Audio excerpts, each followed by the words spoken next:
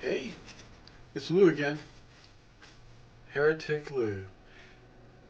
Well, one person said I was delusional, and it's because I bring out things that are, facts, but people don't want to really accept them.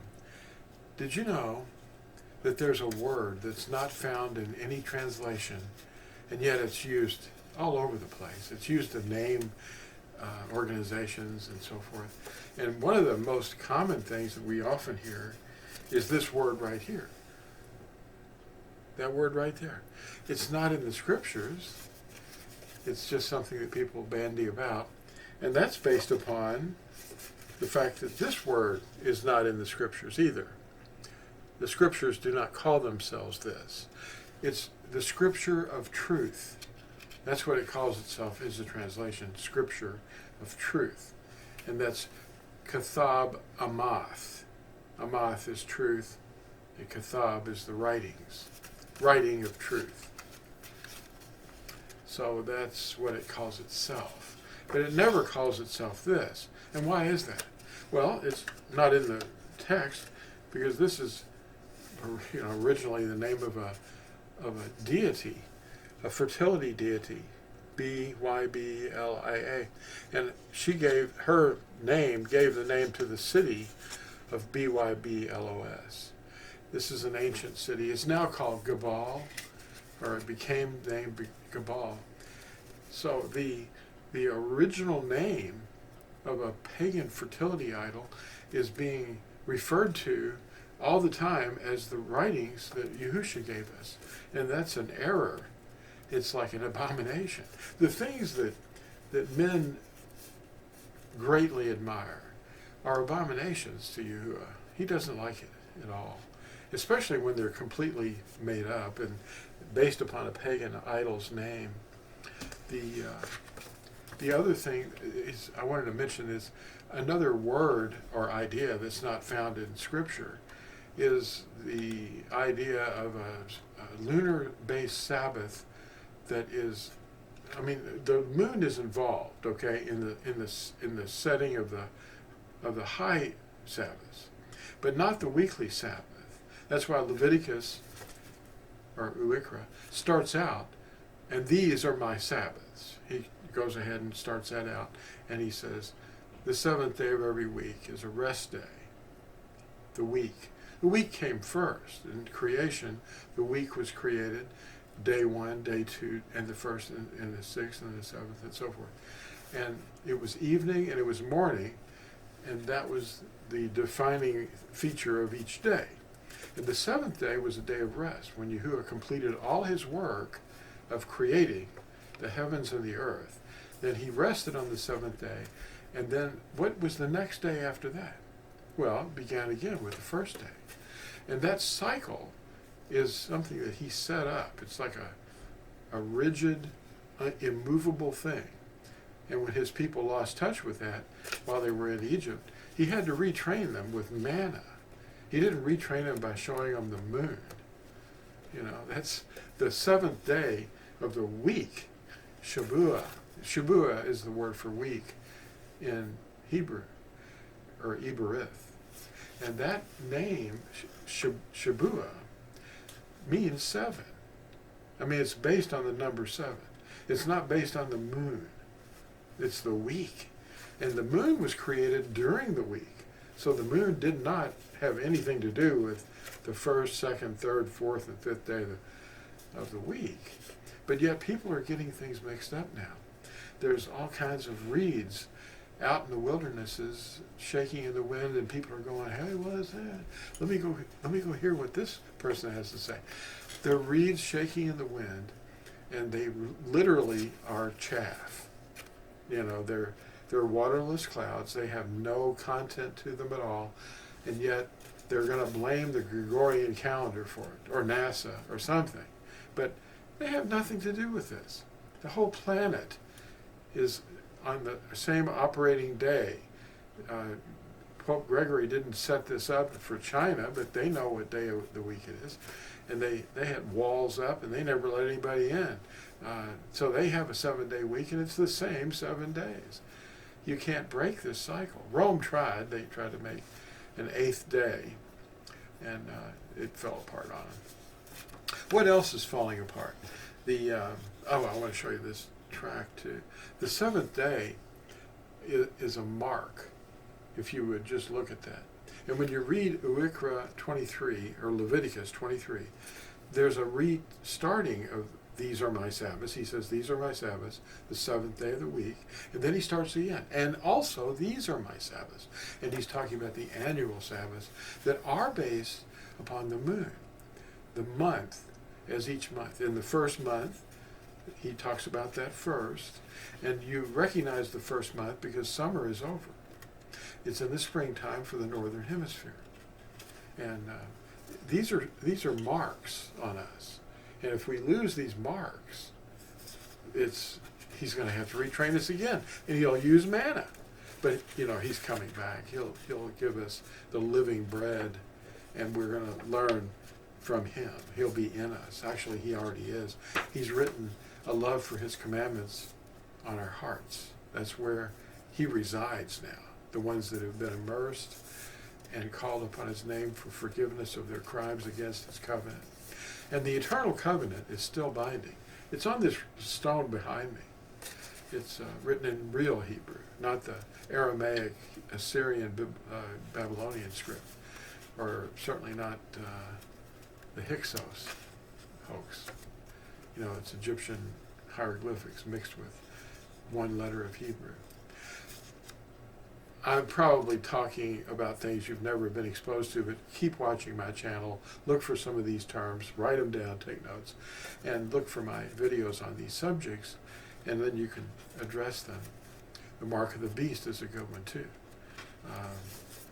But anyway, the idea that there are words that we commonly use to refer to are unscriptural because they're uninspired, and they're only founded on traditions that are going to basically fade away into nothing. Traditions and words. And he says, come out of her, my people. This is a track that you can pick up. I'll try to put a picture of it up here that you can look for on TorahZone.net. These are free PDFs. You can download them. And each one of them is a 4-page track. And you can download these for free. Study them, test them. Don't just believe it, but test them. There's evidence in Scripture for this. This other thing I wanted to tell you about that's not found in Scripture is the lunar Sabbath. The scheme falls apart easily if you would just look at this one fact. One has to wonder why Yahuwah never explained how the crescent moon announces a new month and resets the weeks. That's two things. First of all, he never said the crescent sets the new month, and he didn't ever say that the crescent announces a new month, and it doesn't reset weeks either. And it doesn't mention making the 8th, the 15th, the 22nd, and the 29th weekly Sabbaths. He just forgot to inspire somebody to write that. No, these are things that people have been figuring out on their own and teaching. The 8th of every month and the 15th and the 22nd and the 29th are not weekly Sabbaths, but they can be. It depends on, certain circumstances, but the week rolls through the months. It has no contact with it. It's just there. And he's completely silent on these issues. Now, the crescent sighting itself is a Hindu process, and it was adopted by Islam because they were in Arabia when Nimrod land reached them with the Silk Road around 200 BCE, and I have videos about that. The Silk Road was a trade route, and they brought all these things into the Middle East along the Silk Road out of India. And that's where Hinduism and Buddhism were really strong. And they brought that with them too, the walking around objects and, holy water from the river Ganges and A lot of the processes that were used in the worship of the Trinity, really, there's a B deity, and then a U deity, and a S deity. There's a Trinity over in Hindu land, and that's how that came about too. So the crescent sighting, though, is a Hindu process, and it was adopted by Islam. And then around the year 767 CE, there was a fellow that got in some trouble with the caliph over in Babel, and he founded the Karaite sect because he was in prison to be executed, and he adopted the crescent as the beginning of his months, and that made him different. He was about to be killed for sedition or rebellion, but you can watch for that video too on my channel. But this crescent thing is not in Scripture. You don't find the word crescent in there. It's not there. And if the crescent was so important to people, then they would mention it. Some prophet would have mentioned it under inspiration of Yahuwah. But he just doesn't mention it. He doesn't say, watch for this. Because you can't see the new month arrive. It's invisible. The moon is not visible. The first day,